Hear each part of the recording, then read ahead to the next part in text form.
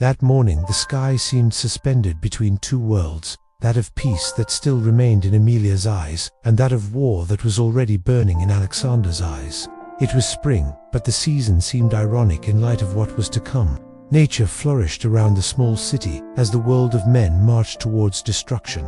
The wooden house, simple and silent, smelled of freshly baked bread, and the last night they slept together. Aleksandr's suitcase was leaning against the door, already closed, as if avoiding looking at it could prevent the trip from taking place. But he would leave. There was no more time, and at the same time, everything seemed eternally trapped in that moment. Aleksandr took Emilia's hands with delicate firmness, as if he wanted to memorize every line of those hands, tattoo their presence on his chest before putting on his uniform for the last time as a free man. She, in turn, hid her fear with brief smiles, teary eyes, and an attempt to keep her voice steady. "I'll be back, Emilia, I promise." He closed his eyes for a second, as if holding on to the sound of a word. To return, as if this promise could become an anchor in the turbulent sea of time. As if, in some way, war respected the promises of love. "Do not promise what the world can prevent," he said, in a whisper. But he insisted. He took out a folded paper from his pocket, already started. The first words written at dawn. The handwriting is still shaky. It was a letter, but not just any letter. "I started this last night," he said. "I wanted to tell you what I can't tell you with words. Every time I lie down in a trench, every time I hear the sound of bombs, I will continue writing. And one day, I come back and deliver this into your hands." He took the paper as if he was holding something sacred. I didn't read it. I didn't want to know what was already there. Because for her, the most important thing was what would come next. The future, although uncertain, centered on that folded sheet.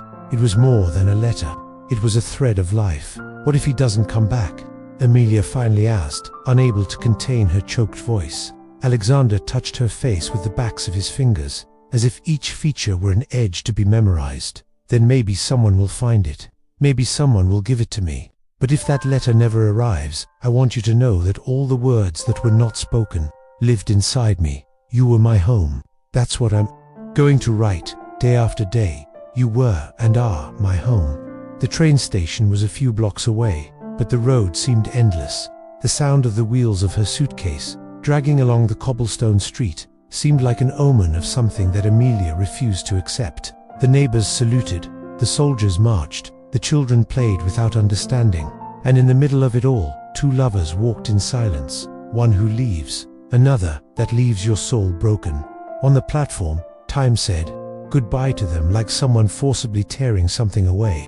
The train whistle pierced the sky.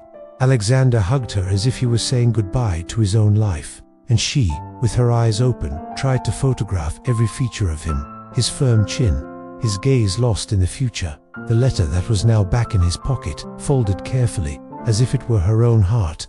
"When I get back," he finally said, "already on the train, you will read every line, and you will know that I loved you until the end," she greeted. Once, twice, 3 times, until it disappeared over the horizon. And then, right at that moment, the tears came. It wasn't just Aleksandr's departure. It was the beginning of a wait that I didn't know how long it would last. A wait made of silence, hope, prayers and dreams that, day after day, would be sustained by that promise. He wrote, he came back, and he delivered the letter with his own hands. The train stopped much earlier than expected. A sharp whistle and a harsh command cut through the cold morning air. Aleksandr fell along with dozens of other soldiers, all too young to bear so much death in their eyes. There was no more season, just a muddy field, surrounded by screams and the smell of gunpowder in the distance. There the front began, without warning, without welcome, without honor. The first days were a shock. The bone-crushing cold of the night was bearable compared to the noise of the bombing. Aleksandr tried to sleep the first night, but the sounds of war seemed to dwell inside his head. Each explosion was a breath of death, every silence a threat. He wrote, between one attack and another, with trembling hands, hiding behind a torn canvas. He scribbled words for Emilia on pieces of paper that he folded carefully and held close to his chest. "My love, the day dawned, covered in smoke. There are no birds here. There is no singing, but I think about you. and it's like I hear the sound of your laughter mixed with the wind. I promised I would write every day. So here it is, another day alive, another day to love you. The letter grew with each moment stolen from the war. He didn't have the courage to finish, because, in his opinion, ending it would be like accepting that it can be delivered without it, and he refused to allow it. The food was scarce, the water even worse.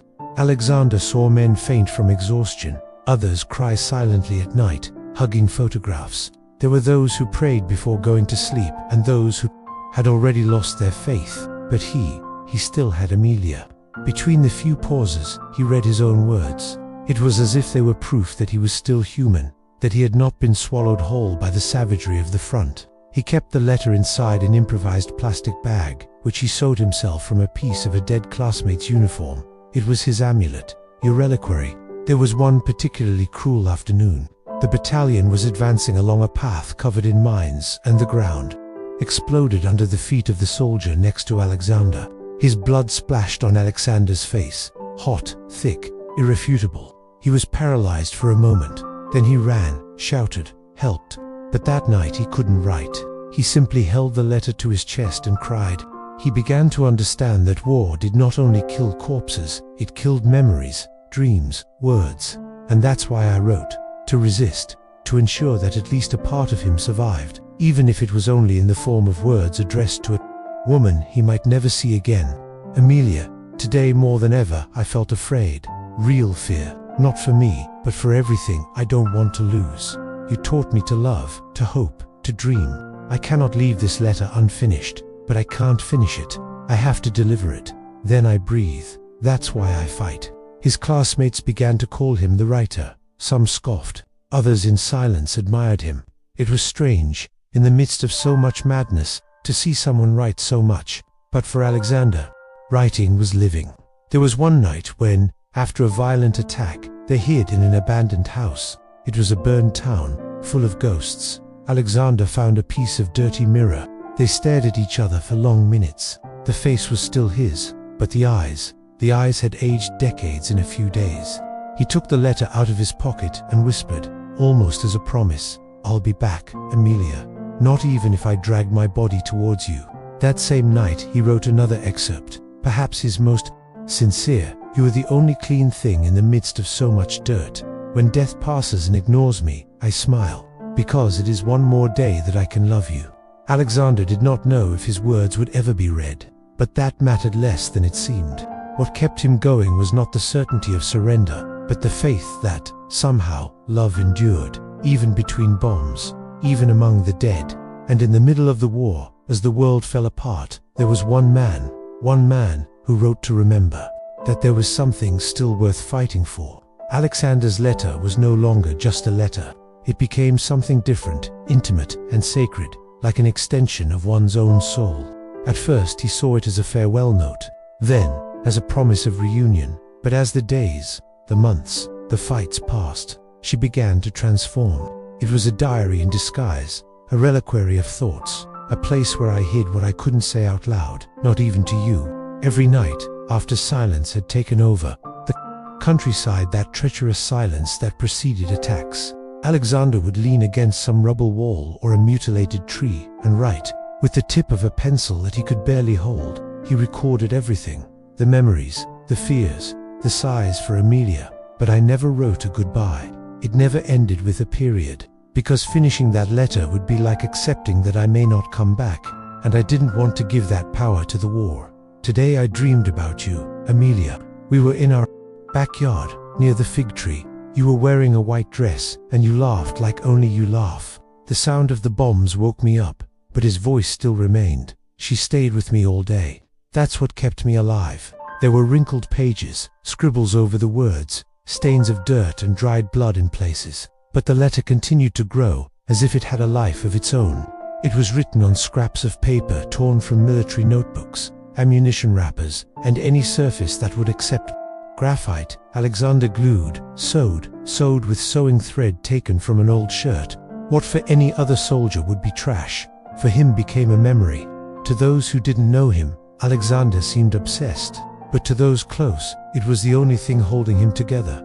He had already lost friends, teeth, part of his hearing, but lucidity remained as he wrote. It was as if that letter kept him human in the midst of inhumanity. Once a young soldier, Nikolai asked, "What do you write so much about, Aleksandr?" "The only part of me that's still alive," he replied without looking. "And for whom?" "For the woman who, if one day reads this, will know that she saved me, even without being here." In the letter there were extracts from outbursts, others from confessions, some full of pain, others so sweet that they seemed written in a world where war did not exist. But at no point did Aleksandr write a farewell. "You will never know how many times I held this letter, for fear it would be the last. But if so, let him take with him everything that I didn't have time to experience.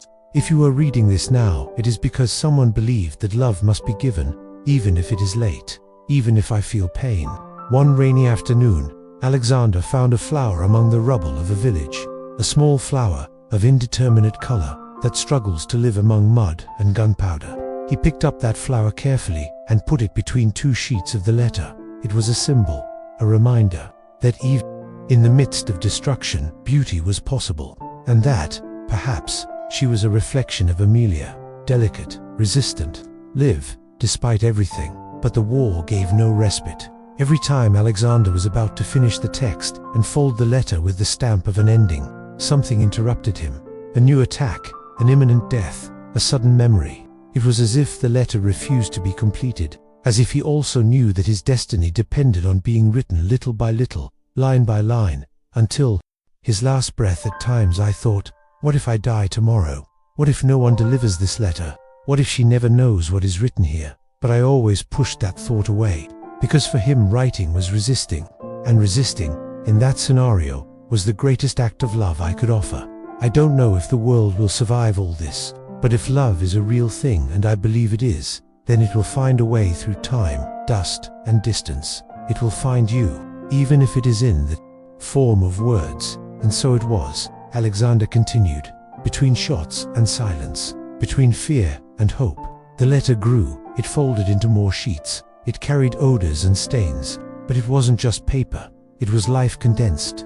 It was everything I was and couldn't be at that moment. It was the love he wanted to give, but perhaps never could. Time is a silent animal. It doesn't roar, it doesn't scratch, it doesn't bleed, but it consumes. And every day that passed without news of Aleksandr, Amelia felt that time was devouring her soul until it turned into silence. In the house where he came from, everything was the same, on the outside. The curtains continued to move in the afternoon wind. The rocking chair on the porch still creaked by itself. Morning tea was always served for two, but inside, everything about her changed. His absence left spaces in his memory, in his skin, in his faith. Amelia was not weak. It never was. Since she was little, she learned to take care of the land, her sick father and the house. But the pain I felt now was like no other. It was not a declared loss. It was the pain of maybe, of not knowing, of what never comes. And that hurt more than death itself. During the first months, he maintained the habit of going to the train station every Sunday. She was wearing the same blue dress that Aleksandr liked, with slightly loose buttons and a cinched waist. He carried a book of poetry that he pretended to read, while his eyes traveled over each face that descended from the compositions, one by one, always waiting to see those brown eyes, that slightly hunched walk, that voice that said, "I came back to you." But he was never there. The other women began to receive telegrams, short and merciless news, missing, killed in action, no ID. Amelia, however, received nothing, not even official pain, no consolation, just silence. Some neighbors commented among themselves, maybe he escaped, maybe he built another life in another place. What changes people? My daughter. Amelia listened, and there was silence, not out of submission, but out of love. Because somewhere inside he still heard Aleksandr's voice. I felt like I was alive, that something prevented him from returning, but not from loving. She wrote letters, every week. Letters that began with "my love" and ended with "I'm waiting."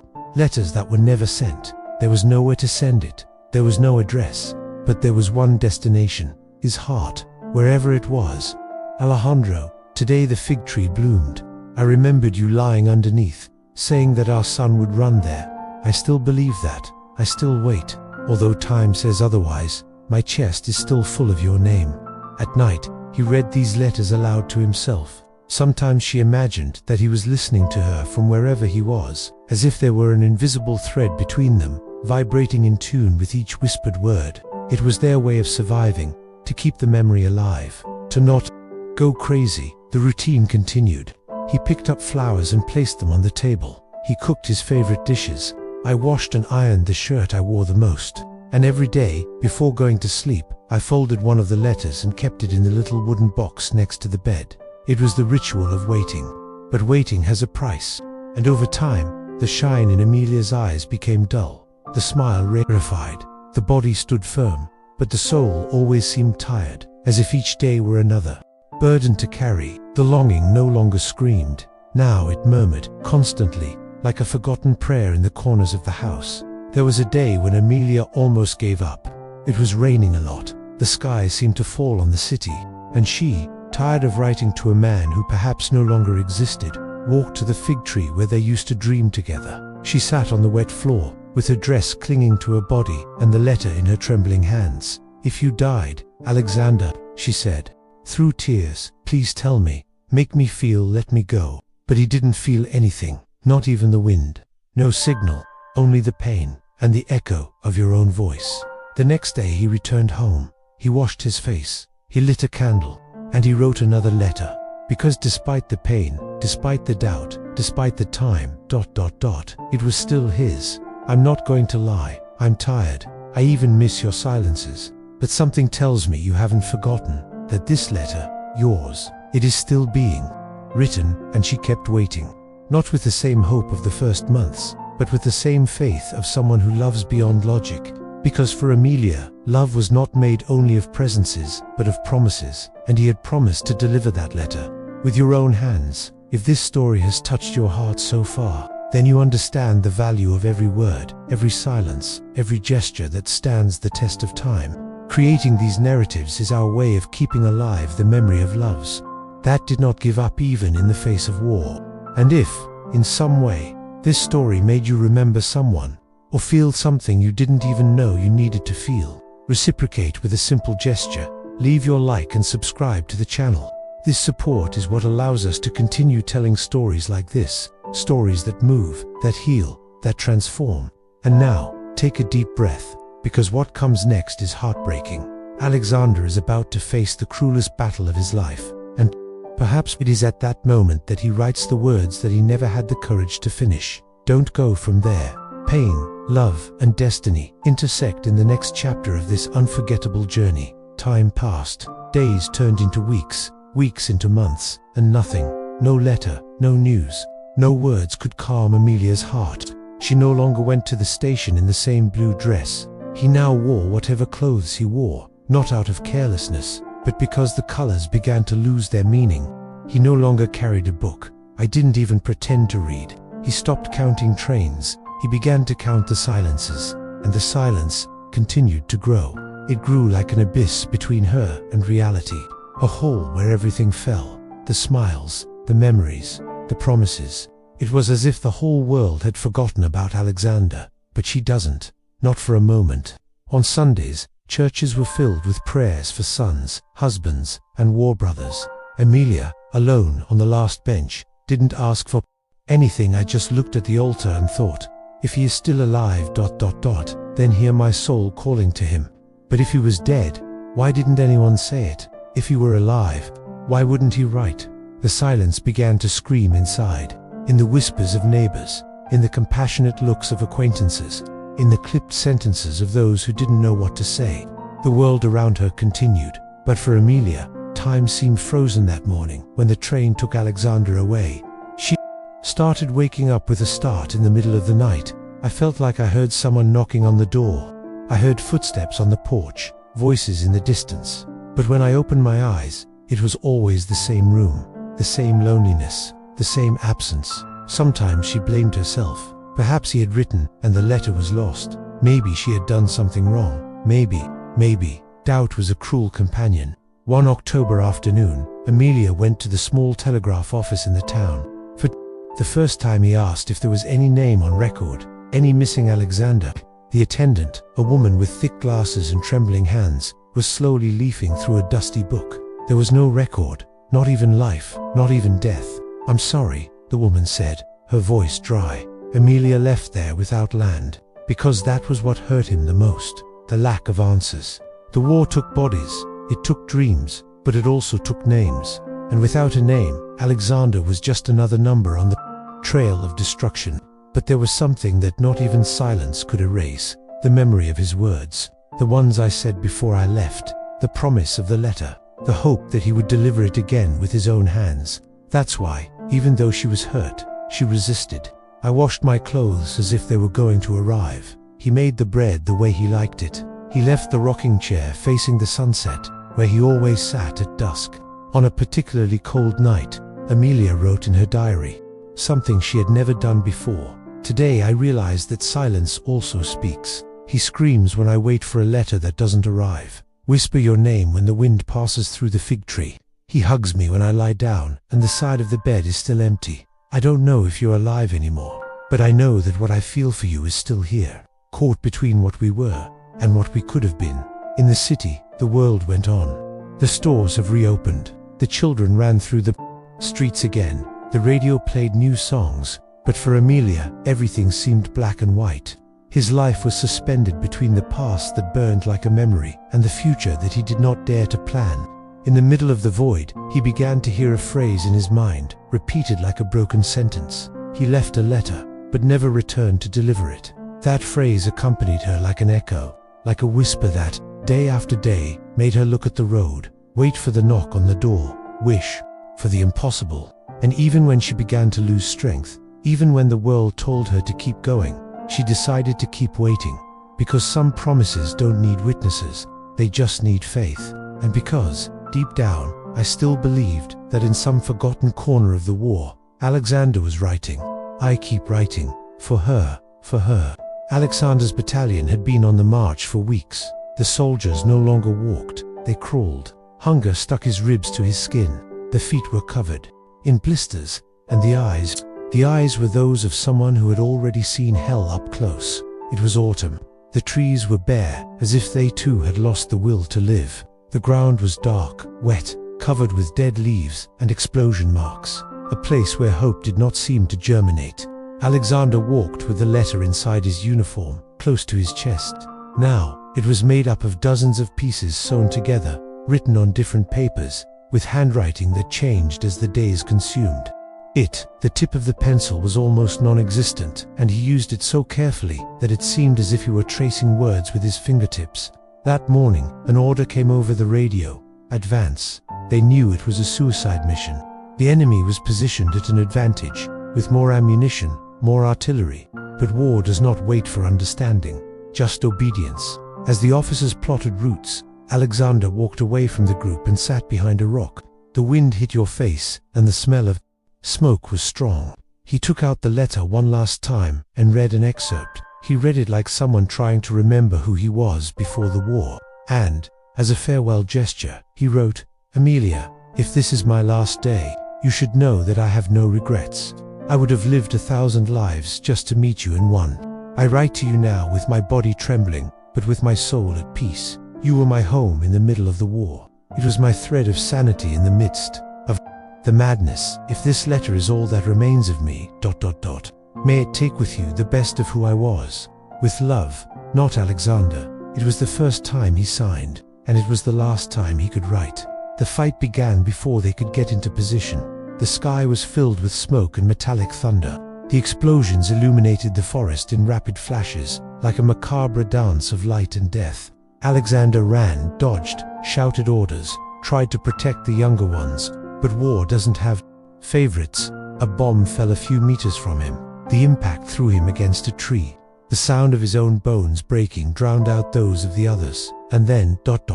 silence. A silence that did not scream, like Amelia's, but that imposed itself in a brutal, icy way, without prior warning. He tried to move, but his body was no longer responding. The taste of iron invaded his mouth. Blood ran down the left side of his face. The world was spinning. The pain was intense, but there was something stronger, urgency. With an almost superhuman effort, Aleksandr removed the letter from his uniform, still protected in its old canvas wrapping. He called someone, a voice, a name, someone, and then, like a miracle, he saw Nikolai, the young soldier who used to watch him write. "Nikolai, please." He handed him the letter. "Take this to him, Amelia, city of Vitebsk, for all that is holy. Take it." Nikolai, eyes wide, held the letter. He wanted to say something, but Aleksandr was no longer listening. I was plunging into darkness, not that of death, but that of total absence, where sound, pain, and time no longer existed. Aleksandr's last thought was simple and contained more love than any verse he had ever written. "She knows, even if I'm not there, ...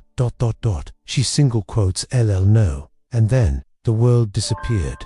Nikolai tried to drag him away. He asked for help, but the battle allowed no heroes. Chaos swallowed them, and when the smoke cleared, Aleksandr was gone. Not among the living, but not among the confirmed dead either. He just left, as if he had been swallowed by the land he swore to protect. The letter, however, was saved, inside Nikolai's backpack, and now ... she had a destiny. Nikolai never forgot Aleksandr's eyes at that moment. They weren't scary eyes, not even out of desperation. They were eyes of surrender, of someone who knew he would not survive, but who, even so, still believed that a letter could cross the impossible. The letter was carefully folded and kept in a thick, hand-sewn cloth envelope.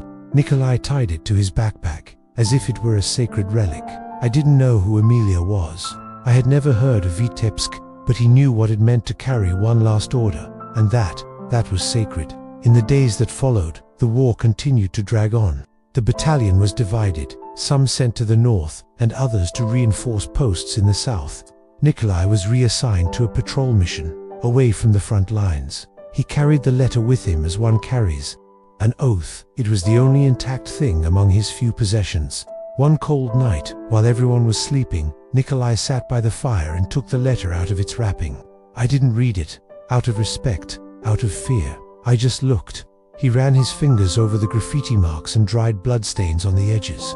This roll was more alive than many of the men around him. "Amelia," he murmured, as if the name had weight. He knew that the chances of finding that woman was slim, that maybe she wasn't even alive anymore, or that he had moved. But there was something about Aleksandr, in the firmness of his request, in the way he looked at her, that made it seem like this mission was bigger than any general's order. It was an order from the soul. When the army withdrew months later, Nikolai saw his chance. He wrote the name of the city in a notebook. He kept the letter even more carefully, and he started planning. But fate, as always, did not make it easy for him. While crossing a narrow bridge, the truck in which Nikolai was traveling was attacked. The explosion expelled everyone. The letter was trapped in the rubble. He returned, risking his life, to rescue her. A colleague saw the gesture and shouted, "You're crazy, Nikolai. It's just a piece of paper." But he didn't answer, because for him, that letter was Aleksandr. It was love. He was a piece of humanity in the midst of barbarism. And if there was something that deserved to be saved from war, ... it was love. Nikolai was injured in the attack. A piece of shrapnel hit his left shoulder. He had to be evacuated and transferred to a makeshift hospital, while the doctors stitched his flesh. With his other hand, he held his backpack to his chest, and there, between morphine and pain, he repeated the name, Amelia, Vitebsk, Amelia. When the war ended, Nikolai was thin. His beard had grown, and his eyes were tired. But I live, and most importantly, with the wallet intact. He took a train to Vitebsk, a city he had never visited, but which came to represent more than one point on the map. It represented hope. During the trip, he sat next to an old man who was reading a newspaper. At one point, the man commented, "Coming back home?" Nikolai hesitated. Then he replied, "No, I'm going to keep a promise." The old man didn't understand, but he smiled respectfully. Upon arriving in Vitebsk, the world seemed different. There were no more shots, no sirens, no smoke, but there were ruins, demolished buildings, families starting over, suspicious looks. Nikolai walked through the streets with the letter in his pocket, asking about Amelia. He showed the name, sometimes Aleksandr's handwriting. Many did not know it. Others recognized the last name. Finally, a baker led him to an old house on the outskirts of town. "If it's the same, Amelia, ... She lives there, or at least he lived. Nikolai walked with trembling steps. I didn't know what he would say. I didn't know how it would be received, but it was there, in front of the house. He took a deep breath, and he knocked on the door. Wait, one more time. The doorknob turned. The door opened slowly, and there she was, a woman with white hair, sad but firm eyes. She looked at her uniform, then for the face. I didn't say anything. Nikolai took the letter out of his pocket. He extended it with both hands, as if offering a piece of his heart. Aleksandr asked me to give him this. He saved me, and he made me promise. I'm sorry I didn't come sooner.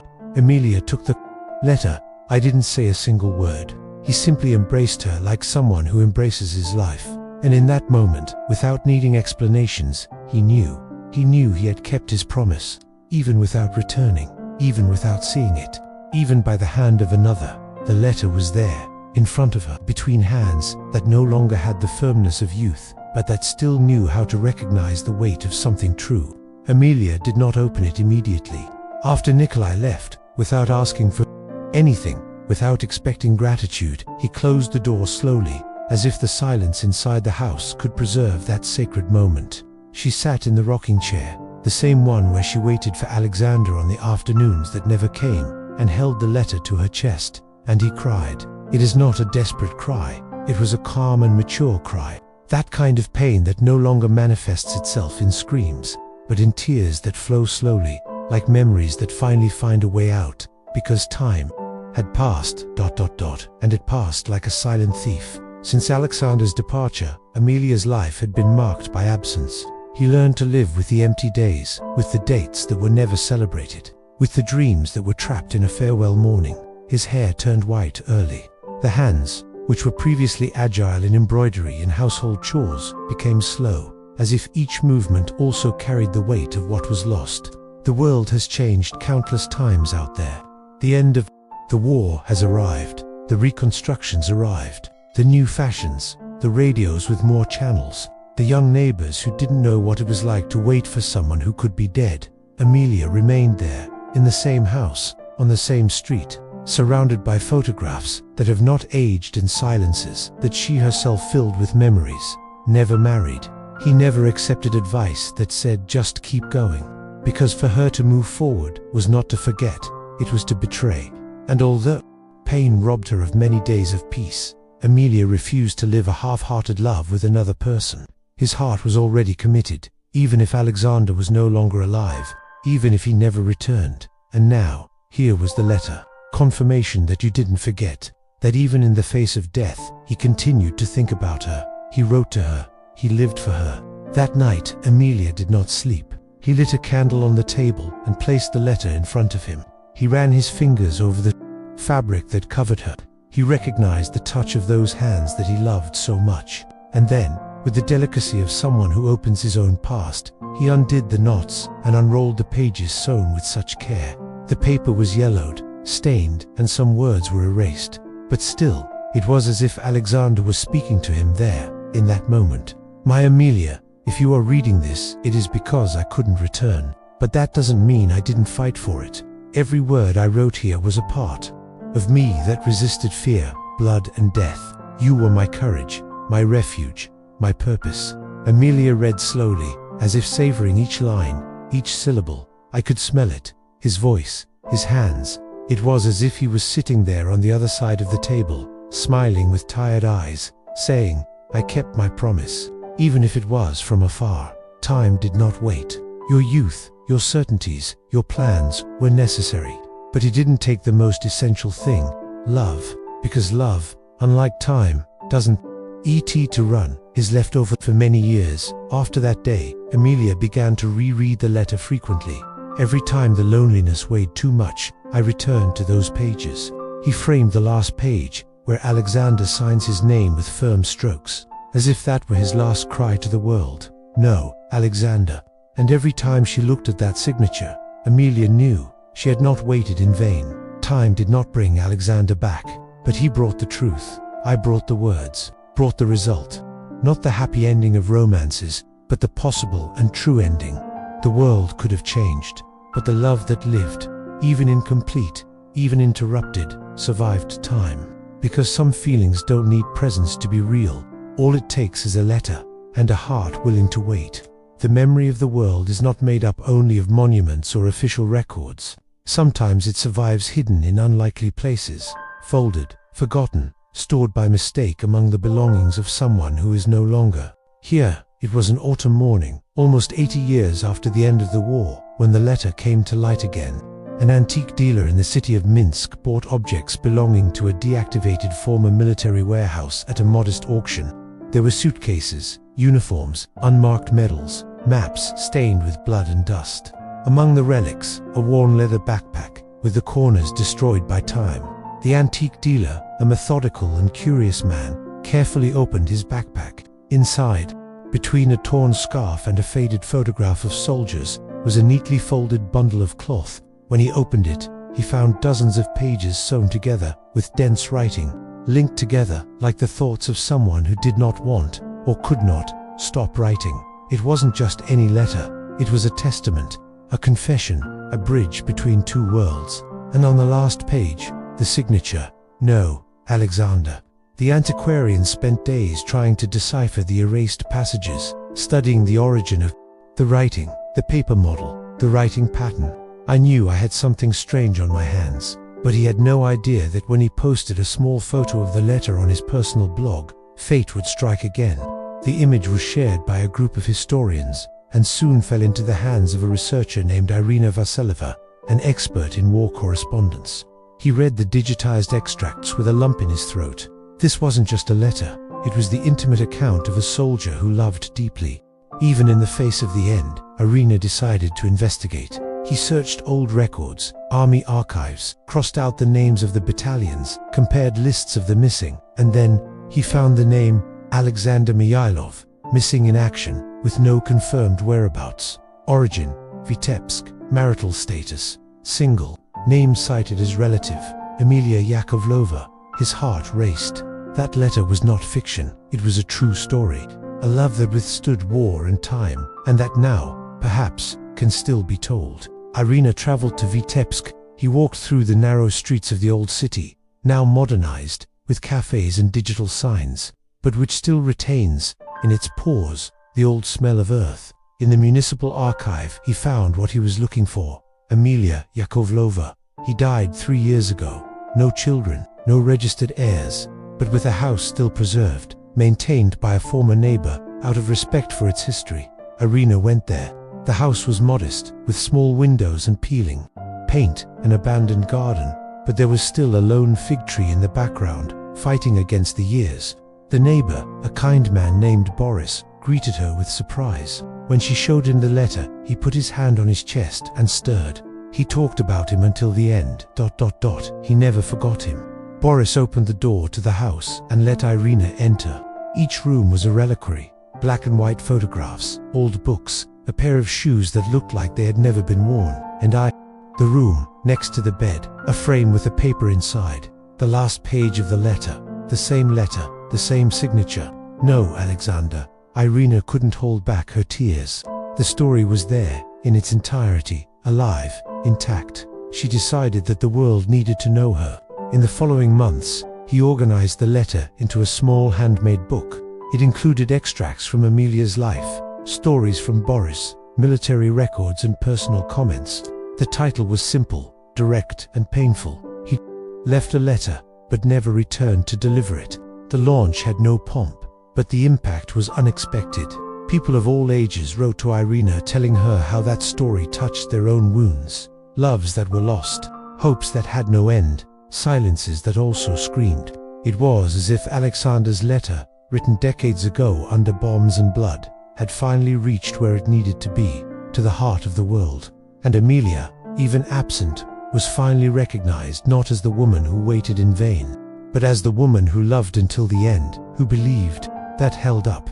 The letter left by Aleksandr has not been delivered. It was eternalized. Aleksandr's letter was written to one person, but when it finally reached the world, it reached thousands. Irina Vasileva organized a public reading at the Vitebsk Historical Library. The invitation was simple, almost timid. A war letter, a love story, a testimony that has stood the test of time. What no one expected was the impact that those words preserved for decades in silence, would have, if they were spoken out loud. The room was full. Faces of all ages sat between the wooden chairs, with attentive eyes and open hearts. Many there did not know Amelia or Aleksandr, but they knew the feeling of loss, of waiting, of unresolved love. There was something universal about that story, something that went beyond names. When Irina stepped onto the small stage and held the letter in her hands, there was immediate silence. He took a deep breath, looked at the old paper, and then read, "My Amelia, today the sky is covered in smoke, but I think of you as someone who still sees the stars. Every bomb that explodes around me makes me tighten this paper, as if it were the thread that ties me to life. If I don't come back, if this is my last breath, I want you to know, I loved you with everything I am." The audience's eyes began to water. It wasn't just a farewell letter. It was a prayer, an intimate portrait of a man who, even the face of death, chose to love, that you chose to remember, who chose to write. Irina continued reading the most symbolic passages, some short, others almost poetic, all alive, intense, universal. You were my home, even when the world fell into ruins. You were my north, when everything was lost. If those words reach you, then I will know that I did not die in vain, because love, when it is real, survives even war. Some people covered their faces with their hands, others cried in silence. There were those who closed their eyes, as if they heard Aleksandr whispering in their own ears. When Irina finished reading, there was a long silence. Nobody moved, nobody applauded. It was as if that moment belonged only to Aleksandr's memory and Amelia's strength, a sacred time, outside of time. After a few seconds, a lady from the audience stood up. Her hands were wrinkled, and her white hair was tied up in a bun. His voice was low but firm. "I waited for someone for 8 years. I never knew if he lived or died. This letter, it's like it's mine too." From there, other people began to share stories. Lost loves, letters never sent, kept feelings. Aleksandr's reading not only rescued a story, it opened a portal for hundreds of more people. Days later, the video of the public reading was shared on social media. In just a few weeks, more than 1 million views, and among the comments, messages from all over the world. "This letter reminded me of my grandfather, who never returned from the war. I cried as if it were me. What a beautiful love. Does love like this still exist? This letter saved me Sunday." The letter that Aleksandr wrote with his body in tatters and his soul on fire was now a beacon to strangers. His voice, once muffled by explosions and years of oblivion, now resonated loudly. Irina received invitations for interviews. Translations of the letter were published in literary magazines and historical anthologies, but she refused to treat it as a spectacle. He always said, "This is not just a war story, it's a love story. And love, deserves to be respected." In a symbolic gesture, a copy of the letter was permanently displayed in the City Museum. Next to it, an enlarged photograph of Amelia sitting in her chair, holding the last page, the document that said, "No, Aleksandr." People left flowers in front of the frame. Others wrote short letters in response. It was like they wanted to give back, as if that story had ignited something in them that also needed to be written, felt, lived. And so, finally, came Aleksandr's words, not with the haste of a postman, not with the coldness of an official statement, but with the force of something eternal. Because, sometimes, a letter written under the noise of bombs can make more noise than any war. When Nikolai gave her the letter, Amelia knew. There was no need for explanations or long words. All it took was the weight of the envelope in his hands, the texture of the fabric that held those pages, and the signature in the eyes of the child who honored the promise of a dying man. But the reading, that complete, intimate, and immersive reading, happened days later. He waited for time to calm down. He waited for the house to be peaceful, for the sounds of the city outside to lose their rhythm, for his heart to slow down. It was a windless afternoon, under a melancholy sky, that Amelia lit a candle, closed the windows and sat at the table with the letter in front of her. The hands were shaking, not out of fear of what I would read, but out of reverence. It was like opening Aleksandr's chest and touching with his fingers the emotions that he could not express with his voice. With sacred care, he untied the knots of the wrapping. He smelled the old paper, the stains of time, the sweat of war. And then, page by page, he began to read. "My Amelia, Today, as I waited for the attack to begin, I thought of you as someone trying to remember the light during a blackout. You were my light, even without knowing it. I do not write for fear of death, but for love of life, the life that only had meaning with you." She read and smiled. I cried and laughed, as if each sentence brought Aleksandr back to him, even if it was for a few seconds. It wasn't just a reunion with the man she loved. It was a reunion with the truth about what they felt, especially what it supposed, and that, finally, was confirmed, that he thought of her until the end, who resisted for her, that he wrote, even hurt, even weak, even with death whispering at his side. Your name was my shield, your face, my prayer. I don't know if I'll see him tomorrow, but if not, may this letter hug you from me. Emilia put her hands to her face. He took a deep breath. It was as if time went backwards, as if it were that morning at the station again, with him leaving and promising to return. But now she understood. He had returned, not as expected, but it came back. The letter was his presence, an echo of love that was not overcome by distance, nor by blood, nor by time. And then he came to the last page, where the words changed tone, denser, more urgent, more sincere. I bled today, Emilia. I felt like it was the end, but I wasn't afraid, because I knew someone would bring it to you, even if it wasn't me. And if you now have this letter in your hands, then my mission is accomplished. I loved you in silence, in war, in absence. I loved you in every word I wrote, and in the ones I never had time to put on paper. Yours, beyond life. Yours, until the end. No, Aleksandr. The tears appeared again, but they were no longer painful, not even empty. They were tears of plenitude, of peace, from the love that had finally found rest. At that moment, Emilia was no longer the woman he expected. It was the woman who understood that she felt loved, that I received the answer to a prayer made decades ago. He took the letter with both hands, put it to his chest and murmured, "I knew it. I always knew it." In the days that followed, he told no one the exact contents of the letter. He kept it to himself. It was a secret shared only with the birds in the fig tree, with the breeze that came through the windows at dusk, with the old photographs scattered around the room. But something in her changed. He started to smile more. Walking through the garden, she talks to herself in a low voice, as if Aleksandr were there, in every corner, because it was, through the letter, through the words that finally came.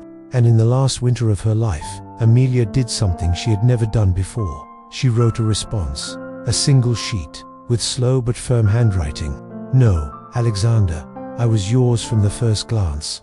I waited for you without knowing the day. And now that your letter has arrived, I can leave in peace. Yours, beyond the wait. Yours, until we meet again, Emilia." He left the letter on the same table where he loved him in silence throughout his life, next to the frame with his signature.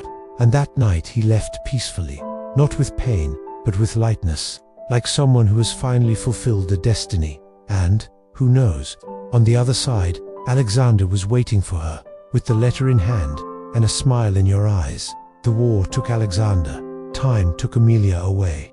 But what remained was something that no bomb, no absence, and no silence could destroy. In the simple house in Vitebsk, time seemed to stop. The fig tree was still there, like a sentinel of memory. The windows were left with the curtains that Emilia had sewn with her own hands. And on the table, always organized, as if waiting for visitors, was the frame with the last page of Aleksandr's letter. When Boris, the neighbor who accompanied Emilia's last years, entered for the first time after her departure, it felt as if the house was breathing, not with weight, but with peace. Every corner seemed filled with a light presence, as if Aleksandr and Emilia were still there, walking slowly, hand in hand, without rushing. On the nightstand, Boris found Emilia's letter. He wrote the response and never sent it. He read in silence. Then he placed it next to the frame. There were the two voices. The dialogue interrupted for decades was finally completed. Boris decided that this story couldn't be buried with the two of them. He looked for Irina, the researcher who had discovered Aleksandr's letter, and showed her Emilia's letter. She, moved, understood. The love that had begun in the war, and that had lasted throughout life, now needed to be told in its entirety. Thus, a new edition of the little book was born, now with both sides of the story, with the records, Boris's reports, photographs of the house, the garden, the fig tree, and even the bread recipe that Amelia made in the mornings of waiting. It wasn't just the story of a couple, it was the story of how love can become a legacy. The book began to be read in schools. The teachers used the letters to talk about the impact of war, but also about resilience, hope, and the feelings that survived disasters. Excerpts from the letters were recited on radio programs on Sunday mornings, and people everywhere wrote letters in response, not to Aleksandr or Amelia, but to those they loved and lost, or who they still hoped to meet again.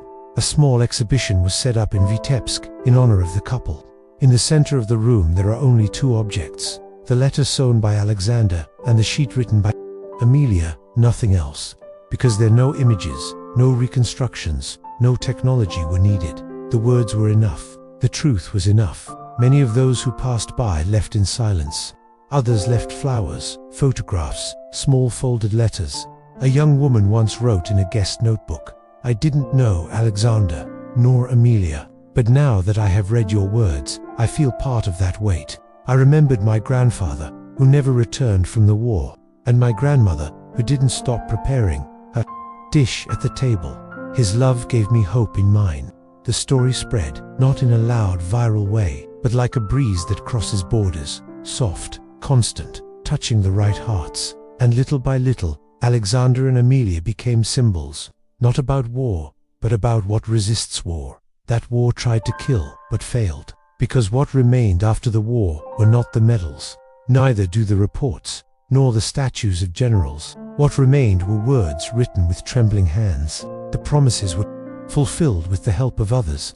There were silences full of faith. There were names that did not appear in the history books, but that remained engraved in the hearts of those who understood that true love does not need to win.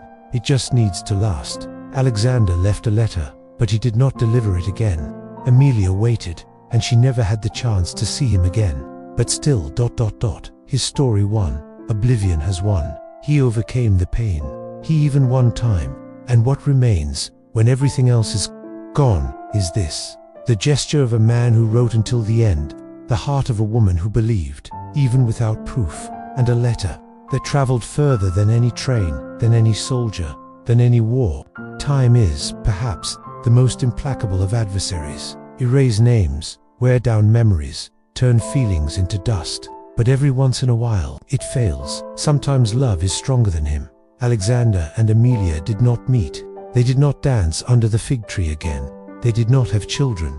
They didn't grow old next to each other. But they had something that many couples do not have, despite having lived together their entire lives: eternity. His eternity is not in the photos, not even in the official war records. It is what time cannot reach, in the words stitched together with hope, in the hope that refused to give up, in the invisible contact between two souls that never stopped searching for each other, even separated by distances and decades.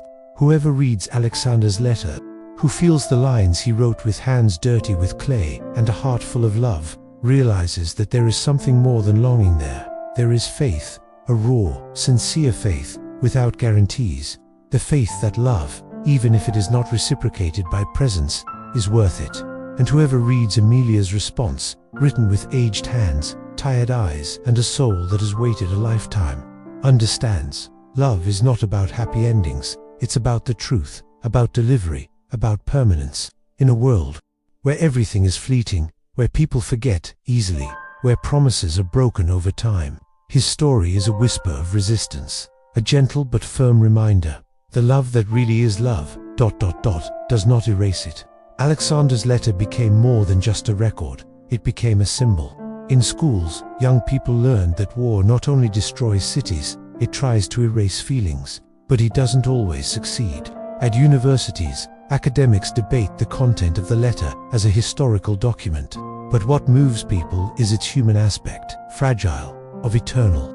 In the city of Vitebsk, a plaque was installed in front of the house where Amelia lived and died. There were no dates on it, just a simple sentence, written in bronze: "Here lived a love that not even the war could erase." And this phrase began to repeat itself, in the classrooms, in the speeches, in the coffee conversations, because everyone knows, or wants to know, a love like that, a love that doesn't need every day. That's enough in small moments, in whispered words, in a letter never delivered. And perhaps that is the most beautiful thing about the story of Aleksandr and Emilia.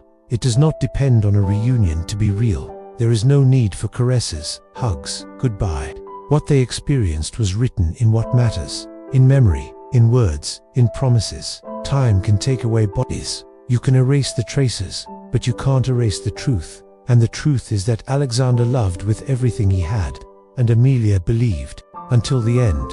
On her last visit to the small museum that houses the letters, Irina, now recognized as the curator of the story, found a boy standing in front of the window. It was a girl of about 9 or 10 years old, her eyes widening at the aged pages. "Why didn't he come back?" she asked. Irina bowed, smiled and calmly answered, "Because sometimes the world doesn't allow it." But still, he found a way to get to her. The girl thought for a moment and said, "So, he came back in another way." Yes, Alejandro is back. He came back in words. He returned to memory. It came back every time someone reads that letter with a heavy heart and feels that, in some way, they know that pain, or that love. And so their love continues, alive, indelible. In a world of hurry, they taught patience. In times of noise, they taught silence. In an era of disposable loves, they taught permanence. Because the love that lived in that letter, between the mud of the trenches and the wooden floor of Emilia's house, was not destined to be erased. It was built to last. It was made to teach. It was made to immortalize. And now, every time someone whispers the name of Aleksandr or Emilia, they not only remember two lovers separated by war, it is reaffirmed. Some loves are so deep that not even time has the courage to erase them. If you've come this far, it's because you felt it. Because a part of this story spoke directly to your heart. And now, tell me honestly, how many times in life do we hear a story that turns silence into response? Aleksandr never returned, but your letter found its way. Emilia waited until her last breath, and finally knew her truth. If this story touched you in any way, please like the video, share it with those who need to hear it, and subscribe to the channel. Here each story is told with soul, and you are part of it. In the next videos you will discover other letters, other interrupted destinies and loves that resisted the impossible. Because some stories don't die with time, they start with him.